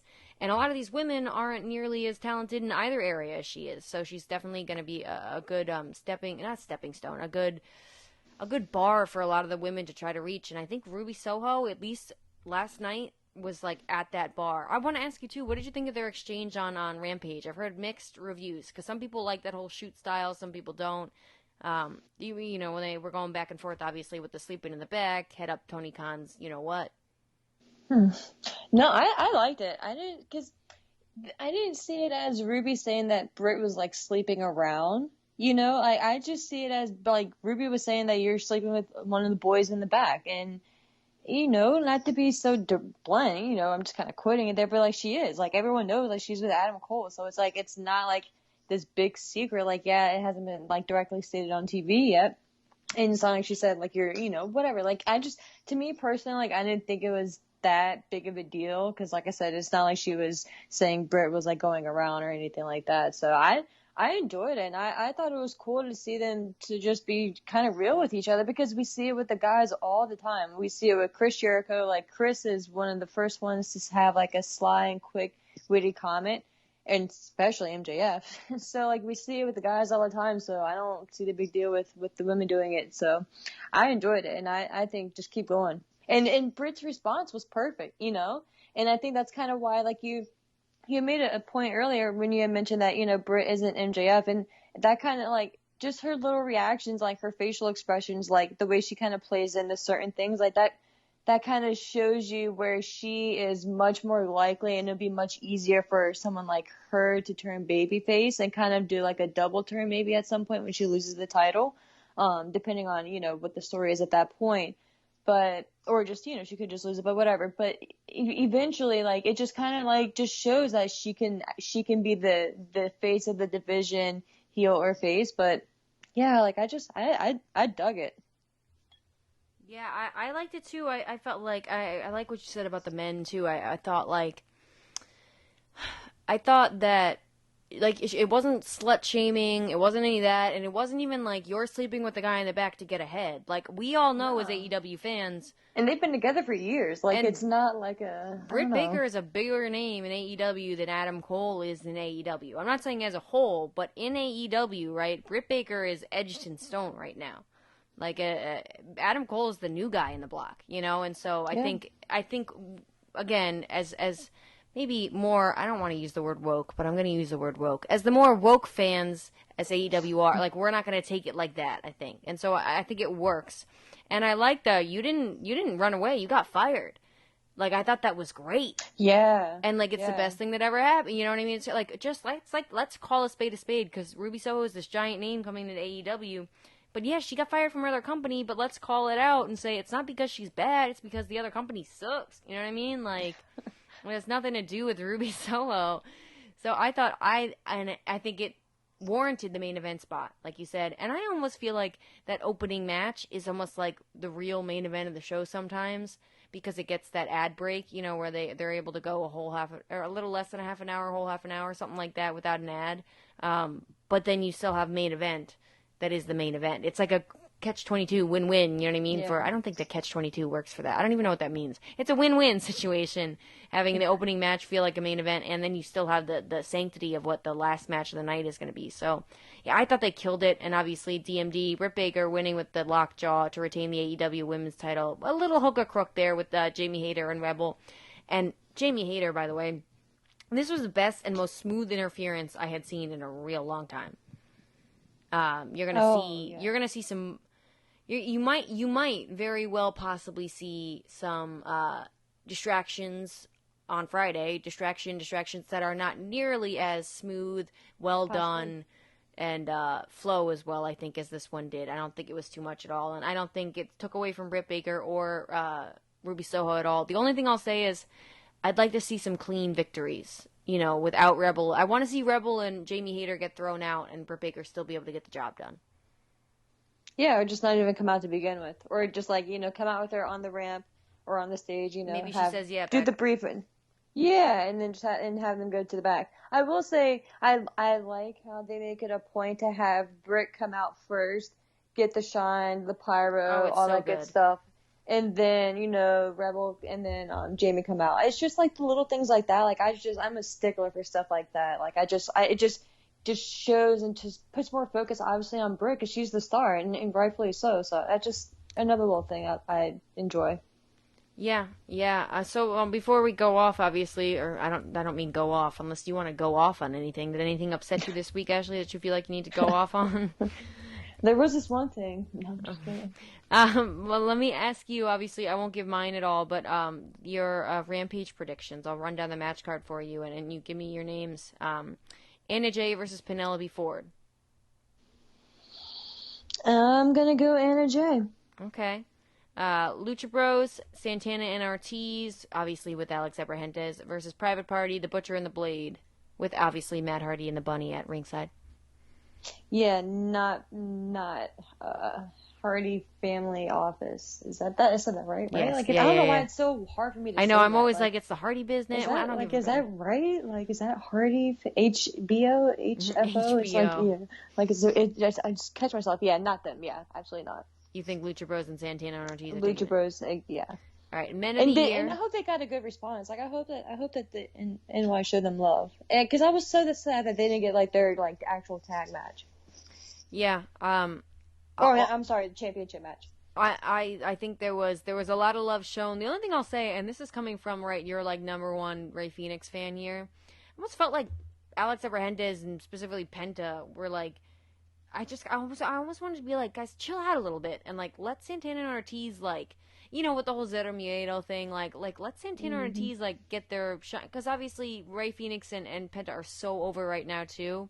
I almost felt I almost wanted to be like, just take a little step back and like the showmanshipness of it, but whatever. Yeah. Okay. So okay, you got Lucha Bros and Santana and Ortiz. Lucha Bros, yep. Men of the Year, Boys of the Week with Dan Lambert versus Chris Jericho and Jake Hager. I'm actually going to torn on this one. Oh my gosh. I think I'm going to go Jericho and Hager, but I wouldn't be surprised if they lost. But can I ask how Dan Lambert was in New York? No promo. What? Really? Nothing? No, I mean, there really wasn't time, I think, for a lot of people to get on the microphone, really. Yeah. I mean, if anybody, I would agree with you. I was excited. I hope I was going to hear MJF with a promo, but I'm actually kind of almost like, it worked without it, you know what I mean? There was just so much stuff to cram in, so. Okay. Adam Cole and the Young Bucks versus Christian Cage and Jurassic Express. Yeah, I'm going Adam Cole and the Young Bucks here. The only thing I'll say about this match is, obviously there was the greatest match, like in the opening of Dynamite, and there were a lot of awesome matches. Even on Dark, there was like a lot of good stuff. This trios match was the most fun match to watch throughout the entire night. It was such a blast. And this was the main event, right? Of Rampage? Rampage? Yes. No. Or was CM Punk? No. Lights out match. We're getting there. We are getting there. But yes, so just one to watch. That I know they always do a great trios match, especially whenever the Young Bucks are involved. But this was like, I was out of my seat the entire match. It was such a fun match to watch. So, Hobbs versus CM Punk. CM Punk. Good choice there. And lights out match: Eddie Kingston and Jon Moxley versus Minoru Suzuki and Lance Archer. I did not realize it was a lights out match. Yeah. Huh. Wow, I don't know how I missed that. Yeah, I mean, I'm definitely going Mox and Kingston here, but man, I'm sure that was a sight to see live. Yeah, the only thing I will say is, put your kids to bed early. Yeah. Specifically, shouting out Amanda here. Put your kids to bed early. Yeah, watch that Amanda. One. Watch that one without them. But yeah, it was a really fun show, and I feel bad for any of the people that left a little bit early with Rampage. You take your seat with you, obviously, when you're on the floor, and the seats started to clear out, and I was like, you guys are so stupid. I'll sit in hours of traffic to watch this main event. You have Minoru Suzuki wrestling in America right now, and you're about to leave against Jon Moxley and Eddie Kingston in his hometown. Lance Archer was there too, but poor Lance. Poor Lance, man. So yeah, I mean, overall, like, I feel like I still haven't, like, one of the greatest nights of my life, and that if that says something about me having a sad life, then fine. But like, I feel like it still hasn't sunk in. We had such a blast, and I was so happy to just be able to have people, like, obviously everybody on Twitter. It was so fun to talk to you guys about it, obviously too. But like, even you, Ashley, and Zach too, just having people to be able to like. Be like, yeah, this is incredible. Like, this just happened or whatever. I'm right here. Like, oh my God, this so and so just sweat on me. You know what I mean? Like, just nice to be able to have a whole load of people to be able to just share. What a great time it is to be specifically an AEW fan right now. Absolutely, absolutely. And would you say this is the best wrestling show you've ever been to? Oh, without a doubt, without a doubt. And I haven't been to, like, I've never been to a WrestleMania. The only pay-per-view I think I've ever actually been to is Money in the Bank. Maybe in Extreme Rules or something at some point. But, like, I think the only pay-per-view I've been to is Money in the Bank. So, like, the comparison isn't really fair. But even still, I mean, I don't know what you're going to compare in the last, 5 years. Like, to me, this was, if I can't wait to watch it on TV. I guess that'll give me a better gauge. But, like, this was... it was just as good. A pay-per-view on television for free. Yeah. So, and you know what, that seems like that's where we're going more and more now, obviously, with television right feeds just being the way, it makes pay-per-view buy rates just look like, pennies. Yeah. Chump change, that's the expression. Chump change. Chump change. All right, Ashley, well, why don't you tell everybody where they can find you, all that good stuff. Yeah, feel free to follow me on Twitter at ASHMANNS. And you guys can follow me, too, at Mimi Burris, and tweet me terrible screenshots of me, whether it's me eating pork nachos or it's I hope we see it. Picture of Elvis got of us. We're like, I hate wearing my glasses. This is a total side tangent here. I hate wearing my glasses right now, but I'm getting LASIK next month, which will be exciting. But I hate wearing my glasses because my fiance wears glasses, too, and, like, then it's just, like, if you don't know us, too, we just, like... Especially if we go out, we did the exact same face at the same time, and I was like, oh my God. It like creeped me out for a minute. It creeped even me out, and I'm one of us. So, yeah. Whatever. But I'm sure there's going to be way worse photos out there of all that stuff. And I did convert that Orange Cassidy kid into a DMD fan, if any of you were curious. So, yes. Appreciate you always, Ashley, hopping on here. Thank you so much. And you know what? You said you're going when? You're going in Miami, and then what's the other time? Yeah, so the Miami show is, I believe that's the 16th, which is a Saturday. So I'm kind of confused. Honestly, I'm not really sure what's going on there, but it says, so the show I'm going to... I think they announced, sorry to cut you off, they announced that a couple weeks ago. I'm sure it's some sports event that we are not familiar with, where they put a ball through a post or something, I don't know. And then that's going on at the time, and that's why they have to switch it, I bet. Sure, yeah, that makes sense. I wasn't sure if it was that or if it was anything to do with, like, the Jericho cruise or not, which I don't know if that had anything to do with it. But, yeah, so, like, could you imagine? Because they're having two... Jericho moves Dynamite. Well, because they're, like, sending some, like, wrestlers out. I don't know. It's, like, a weird thing. Like, a weird, like, roster split that they're doing with it. But, yeah, so there's, like, a Miami show on the 15th. I can't go to that one because of work, so I'm going to the Miami show, which is the Dynamite on the 16th. That's Saturday. And then the next following is the 23rd, which is another Dynamite taping, which is kind of odd. here in Orlando. So it's kind of paying off already being here, like, right in Orlando. So we'll see. Well, we'll definitely have to have you on for at least one of them to get again. It's nice. Definitely. We've been really lucky to get these live perspectives here, and I have a feeling I will probably not be at another Dynamite or wrestling event for a long time. I will still forever be recovering from that opening match. So, oh my gosh, and the women main eventing. Yes. Oh, how was the merch real quick? Were the lines crazy or anything like that? I didn't get a thing. We actually had ordered our shirts, and I mentioned this to Ashley, guys. Just another shout out to AEW, right?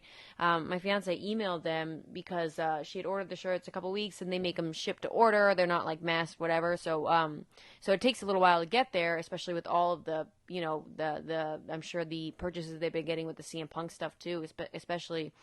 So she emailed them because she wanted to make sure we got our stuff by the event. They came on Tuesday morning, obviously, with the show on Wednesday, and they expedited the shipping.